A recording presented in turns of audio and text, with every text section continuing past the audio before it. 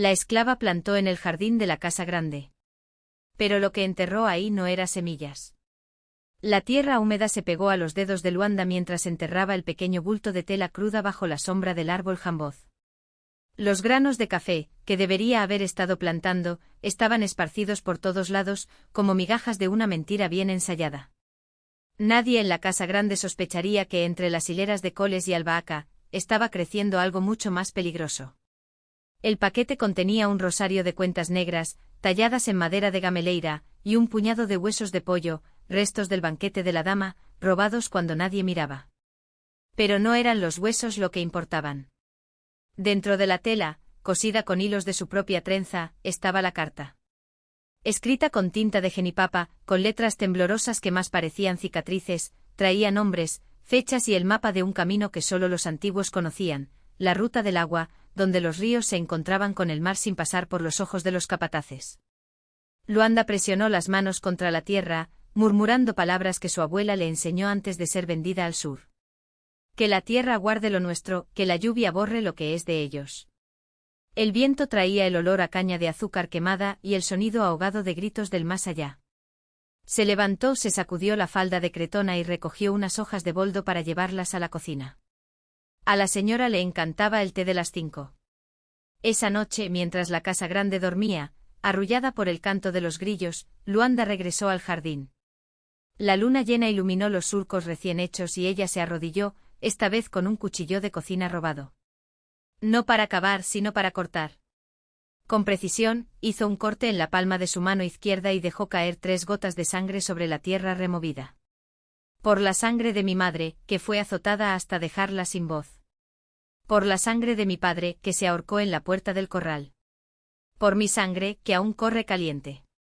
Enterró el cuchillo junto al paquete y cubrió todo con una capa de estiércol seco, para que nadie sospechara de la tierra recién removida. Al día siguiente el hijo menor del maestro, un niño de 6 años al que le encantaba jugar entre los parterres, apareció con fiebre alta.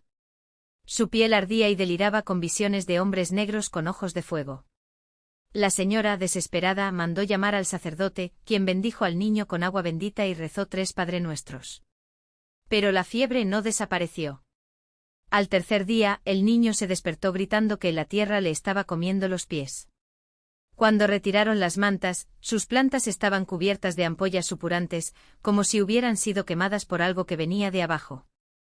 El médico del pueblo, un hombre con gafas polvorientas, examinó al niño y frunció el ceño. Eso no es viruela ni sarna. Parece envenenamiento. Miró hacia el jardín, donde Luanda regaba las hortensias con expresión serena. Algo que vino de la tierra, murmuró. Esa noche, mientras el maestro les ordenaba cavar en el jardín en busca de raíces malditas, Luanda se sentó en el cobertizo, cosiendo otra carta. Esta vez no fue para enterrar, sino para enviar. Uno de los negros libres que pasó por la finca cargando sal y telas prometió llevarla al puerto, donde un marinero de ojos claros, un desertor inglés que odiaba el tráfico, espera noticias como esa. Cuando los esclavos se vieron obligados a remover la tierra bajo el jamboceiro, no encontraron más que diminutos brotes verdes que nadie reconoció. Debe ser alguna hierba, dijo el capataz, escupiendo al suelo. Pero a la mañana siguiente los brotes habían crecido 10 veces más y sus hojas, al tocarlas, dejaban marcas rojas en las manos, como quemaduras de ortiga. El maestro ordenó que los arrancaran, pero donde uno fue arrancado, en su lugar crecieron 2. Luanda observaba todo desde el porche, mientras servía café a los blancos. Su rostro era una máscara de sumisión, pero sus dedos, escondidos entre los pliegues de su falda, aferraban el amuleto de cuentas negras. La tierra oye, pensó. Y la tierra responde. Esa misma semana, el río que abastecía la finca comenzó a secarse. Los peces murieron flotando panza arriba, y el agua olía a podredumbre. Los esclavos susurraban que era un castigo, que los muertos no estaban satisfechos. El señor, cada vez más nervioso, ordenó azotar a 3 negros para dar ejemplo, pero los latigazos solo hicieron que el aire se volviera más pesado, como antes de una tormenta. Hasta que al amanecer del 7º día, la tierra tembló. No fue un terremoto, fue algo más profundo, más antiguo. Un sonido. Un sonido sordo surgía de debajo de la casa grande, como si 1000 manos estuvieran rascando las raíces del mundo. Las paredes se agrietaron, delgadas como una cáscara de huevo, y chorros de agua negra y maloliente brotaron del jardín, arrastrando consigo huesos humanos, dientes y trozos de cadenas oxidadas. La señora gritó que era el diablo. El amo corrió a ensillar los caballos, pero estos relincharon de terror, negándose a salir del corral. Los esclavos, sin embargo, no gritaron. Se reunieron en silencio alrededor de Luanda, que ahora sostenía el cuchillo de cocina, limpio y brillante como si fuera un cetro. Ha llegado el momento, dijo. Y cuando se abrió la primera grieta en el suelo, tragándose el porche de la mansión, nadie intentó impedirles la salida. Los blancos corrieron presas del pánico, tropezándose unos con otros, mientras los negros avanzaban por el camino de tierra, en dirección este, donde el bosque esperaba con los brazos abiertos. En el lugar donde antes estaba el jardín solo quedaba un pantano de barro negro, del que todavía brotaban tercamente aquellas hojas verdes que ardían al tacto. Y si alguien se acercaba demasiado, podía escuchar, proveniente de las profundidades, un coro de voces murmurando en idiomas que Brasil intentaba borrar.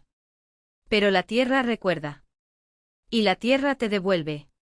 El camino de tierra se extendía como una antigua cicatriz, atravesando la carne viva de la noche. Luanda caminaba delante con el cuchillo ahora metido en la cintura y su brillo atenuado por la oscuridad que los rodeaba. Los pies descalzos se hundieron levemente en el polvo, pero nadie se quejó. El aire olía a tierra mojada y a algo más antiguo, un olor a raíces, a sangre seca, a recuerdos que nunca habían sido enterrados adecuadamente. Cuando entraron en el bosque, los árboles se inclinaron como viejos conocidos, y sus ramas entrelazadas formaban un dosel tan denso que la luna apenas podía atravesarlo con su luz plateada. Pero no la necesitaban. Sus ojos, acostumbrados a la oscuridad de los barrios de esclavos, vieron el camino a través de las sombras, a través de las marcas dejadas en los baúles, cicatrices de machete, señales de una ruta que solo ellos conocían. De repente un murmullo corrió entre el grupo. Más adelante, donde la tierra se abría aún claro, algo latía. No fue fuego, no fue luz. Era una vibración, como si el suelo respirara. Y en el centro, levantada sobre raíces retorcidas, estaba la gameleira blanca, el árbol que los mayores solo mencionaban en voz baja, con la mirada baja y las manos temblorosas. Luanda se detuvo. Los demás también. Ninguno de ellos necesitaba hablar para saber que estaba allí. La corteza de la gameleira era pálida como el hueso, marcada por venas oscuras que parecían vasos sanguíneos. De sus fisuras manaba un líquido espeso y negro que caía en gotas lentas sobre las rocas de abajo, donde formaba charcos que no reflejaban nada. Y de su baúl salieron voces. No fueron gritos, no fueron cánticos. Eran suspiros, palabras cortadas por la mitad, nombres pronunciados en idiomas que ya no existían en labios de los vivos. Nzambi está escuchando, susurró un anciano, con la espalda inclinada por el peso de décadas de látigo. Su nombre era Bento, pero hacía tiempo que había olvidado quién le había puesto ese nombre. Luanda avanzó. No había miedo en sus pasos, solo una certeza ardiendo dentro de ella, como si el cuchillo en su cintura fuera solo un símbolo de lo que ya llevaba en sus manos. Cuando colocó la palma de su mano contra la corteza del árbol, el líquido negro se pegó a su piel, cálido como savia fresca. Las voces se hicieron más fuertes. Ella cerró los ojos. Y entonces lo vio. No eran imágenes, no eran sueños. Era puro recuerdo desfilando ante ella como un río de rostros, los que habían caído en el camino, los que habían sido quemados vivos, los que se habían arrojado al mar creyendo que el agua los llevaría de regreso. Todos ellos clavados en la tierra, clavados en las raíces, esperando. No por venganza. Por la justicia. Cuando Luanda volvió a abrir los ojos, brillaban con una luz que no era la de ella. Excava, ordenó. No hubo ninguna duda. Manos callosas, uñas rotas, dedos que alguna vez plantaron caña hasta sangrar ahora arrancaban la tierra como si fuera algodón podrido. Con cada puñado de tierra removida, el aire se volvía más pesado, más denso, como si la propia tierra estuviera exhalando. Y luego, cuando el agujero era lo suficientemente profundo como para tragarse a un hombre, los dedos de una de las mujeres, María, que había perdido 3 hijos a causa de la fiebre amarilla, tocaron algo duro. Era un hueso. No un hueso cualquiera. Un fémur, grueso y pesado, marcado por muescas que no eran obra de un cuchillo, sino de dientes. Humanos. Al lado. A él aparecieron otros huesos amontonados como leña, algunos todavía con restos de cuerda enrollados alrededor, como si los hubieran atado entre sí antes de ser arrojados allí. Y en medio de ellos una calavera con dientes afilados en punta sonriendo. No nos dejaron enterrar a nuestros muertos, dijo Bento con la voz quebrada como el cristal. Así que la tierra los guardó para nosotros. Luanda tomó el cráneo con ambas manos. Estaba buena. Cuando lo levantó, las voces de la gameleira se convirtieron en coro, un solo nombre se repetía, resonando en el interior de los cráneos de todos los allí presentes, como si lo llevara grabado en sus propios huesos desde su nacimiento. Quilombola. Era un nombre que no estaba en los registros, no estaba en los libros de los señores, no había sido escrito en ningún papel bautismal. Era un nombre que solo la tierra conocía. Y ahora ellos también. Luanda volvió a colocar el cráneo en el agujero, pero no lo enterró. En cambio sacó el cuchillo de su cintura y se cortó la palma. La sangre caía sobre los huesos, oscura y espesa, y donde las gotas tocaban la tierra, brotaban pequeñas hojas verdes, las mismas que quemaban al tacto. Aquí nos quedamos, dijo. Y cuando la primera raíz surgió del suelo, enroscándose alrededor de su tobillo como una serpiente, nadie retrocedió. Sabían que esto no era prisión. Fue un abrazo. La noche descendió sobre el claro como un manto cosido con hilos de silencio. Las hojas que brotaban donde la sangre de Luanda tocaba la tierra ahora se extendían en círculos concéntricos, tejiendo una alfombra viva que pulsaba al ritmo de respiraciones entrelazadas. Sus pies descalzos se hundían ligeramente en la tierra, como si la tierra, con avidez, quisiera chuparles no solo su peso, sino también los recuerdos de cadenas y látigos, de nombres robados y de lenguas cortadas. Quilombola. Ya no era necesario decir la palabra. Estaba en el aire, en el olor a tierra húmeda mezclado con el metal de la sangre, en la forma en que las sombras de los cuerpos se alargaban y fusionaban entre sí, como si el fuego que un día los quemaba ahora los uniera en una sola silueta parpadeante. Las raíces subían por las piernas no como grilletes sino como venas de la misma carne. Algunos cerraron los ojos y sintieron el latido de la savia bajo la piel, como si su propio corazón se hubiera salido del pecho y ahora golpeara contra los troncos de los árboles que crecían a su alrededor. No hubo orden.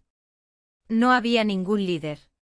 Pero cuando Luanda se arrodilló y enterró las manos en la tierra, los demás hicieron lo mismo, como si un hilo invisible las tirara hacia abajo, hacia adentro. El suelo cedió blando y caliente y se hundieron hasta las muñecas, hasta los codos, hasta que los brazos desaparecieron casi por completo. No me dolió. Les dolía lo que habían dejado atrás, las marcas en la espalda, los dientes arrancados, los niños vendidos antes de que pudieran llorar. Eso fue alivio. La tierra se los tragó lentamente. Primero los dedos. Luego las manos. Los antebrazos estaban envueltos en una corteza oscura, áspera como la piel de los antiguos, de los que habían sido árboles antes de ser hombres. Cuando los hombros comenzaron a hundirse, algunos se rieron.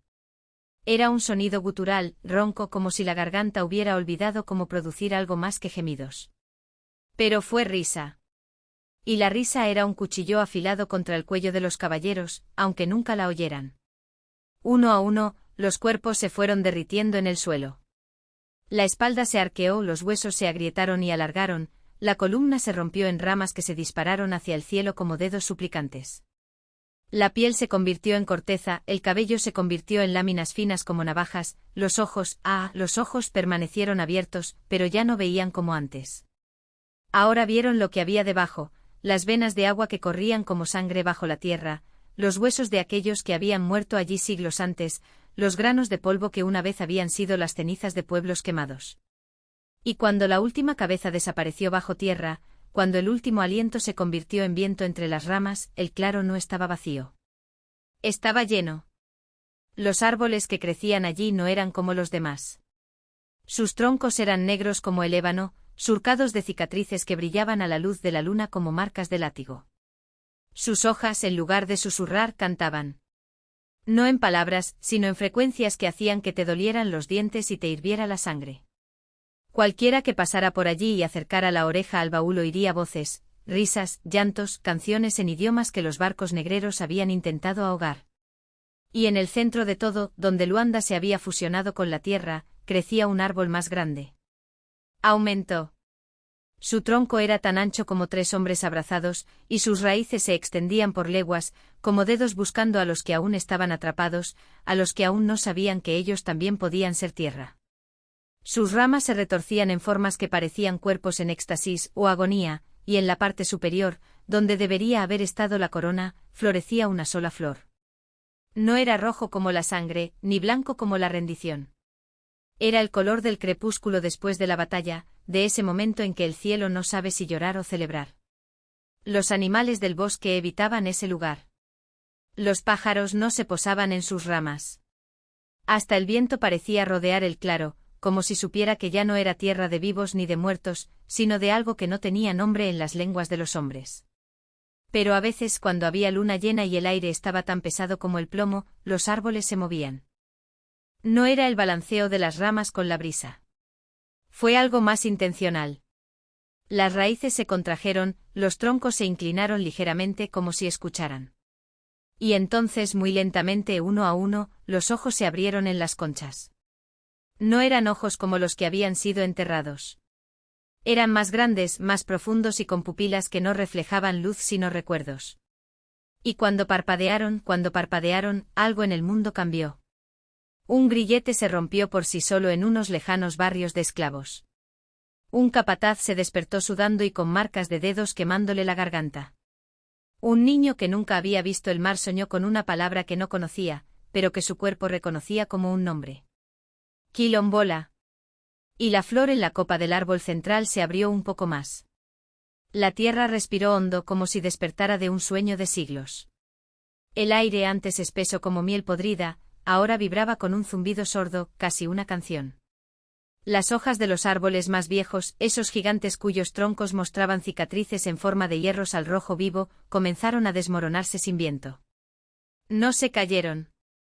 Flotaron girando en espiral hasta descansar sobre los hombros de quienes aún cargaban con el peso de las cadenas invisibles. Cada hoja al tocar la piel, se convertía en polvo dorado, y donde el polvo se posaba, la marca del látigo se desvanecía como tinta bajo la lluvia. En el centro del claro, el árbol madre tembló. Su tronco, surcado de venas de savia oscura como sangre seca, se hinchó hasta estallar en brotes carnosos. No eran frutos. Eran manos. Manos pequeñas de dedos finos y uñas quebradizas, que se aferraban a las ramas como recién nacidos a su madre. Uno a uno fueron liberados, cayendo al suelo blando, de donde se elevaron temblorosos, todavía cubiertos por una película traslúcida, como si hubieran nacido de un útero de concha. La primera en caminar fue una niña de no más de 7 años, sus ojos tan negros que se tragaban la luz. Ella no lloró. No miró hacia atrás. Caminó hasta el río cercano y metió las manos en el agua, que inmediatamente se puso roja antes de aclararse, como si algo se hubiera llevado el agua. Cuando retiró las manos, había en ellas 2 piedras lisas, una blanca y otra negra, que presionó contra su pecho antes de susurrar. Hay gente esperando. Las otras manos, ahora niños, ahora ancianos con las costillas expuestas, ahora mujeres con cicatrices en forma de mapas, empezaron a moverse. No en línea. No en orden. Como el agua que encuentra su lecho después de una inundación. Algunos se detenían junto a los troncos, apoyaban la frente en la corteza, y los árboles, a su vez, inclinaban sus ramas hacia abajo como en señal de bendición. Otros se agachaban y cavaban la tierra con las uñas, de donde extraían huesos que, al tocarlos, se transformaban en miembros enteros. Un hombre cuyo cráneo todavía tenía el agujero de un disparo de mosquete, tomó su propia mandíbula entre sus manos y la volvió a colocar en su lugar con un chasquido seco. Cuando abrió la boca, no salió ningún sonido. Salió humo que se enroscó en el aire como una serpiente antes de disiparse en letras. Nzinga. El nombre flotaba sobre el claro y los árboles volvieron a temblar. Esta vez, no fue solo movimiento. Fue un reconocimiento. Los proyectiles se rompieron en puntos precisos, y de cada grieta brotó un líquido espeso y negro, que fluyó al suelo y se solidificó en formas, machetes recortados, cuentas rotas, cuernos de búfalo llenos de polvo de guerra. Los niños agarraron las armas sin dudarlo. Los ancianos los bendijeron con saliva y tierra. Y la flor en la copa del árbol central, ahora tan grande como una cabeza humana, con sus pétalos húmedos como labios, se abrió de par en par, revelando en su centro no un pistilo sino un ojo. Un ojo que. Y no parpadeó. ¿Quién no lloró? ¿Quién miraba directamente hacia el este, donde el cielo comenzaba a agrietarse en finas líneas, como tela podrida deshaciéndose? Al otro lado de esas fisuras, algo respiraba. No era el mar. No era la tierra. Él era el que había quedado atrapado entre los dos cuando los barcos zarpaban, el que se había alimentado de las lágrimas arrojadas por la borda, el que había engordado con las promesas incumplidas, los juramentos de retorno que nunca llegaron. Y ahora, por fin, lo estaban llamando. La chica de piedra fue la primera en entenderlo. Se arrodilló y los enterró a ambos, el blanco el negro en el suelo, uno a cada lado de ella. Cuando se puso de pie, su cuerpo estaba cubierto por una red de hilos brillantes, como si hubiera sido bordado con hilos de estrellas. Los demás hicieron lo mismo y cada uno encontró su propio par de piedras, su propio patrón de luz. Y cuando el último niño se levantó, todo el claro ardió con un resplandor azul, como si el suelo se hubiera convertido en un espejo del cielo nocturno. Fue entonces cuando los árboles hablaron. No con voces. Con memoria. Cada uno exhaló un aliento cálido, lleno de imágenes, el olor a caña quemada, el sabor a sal en la lengua después de días sin agua, el sonido de los tambores ahogados en la bodega de los barcos. Los que estaban allí, los que habían sido llamados a regresar, sintieron que los recuerdos se les enroscaban en los huesos, llenando los agujeros dejados por el tiempo. Y cuando el último recuerdo se asentó, supieron, sin que se lo dijeran, lo que tenían que hacer. La flor del ojo se cerró. Y la tierra, por primera vez en siglos, dio un suspiro de alivio.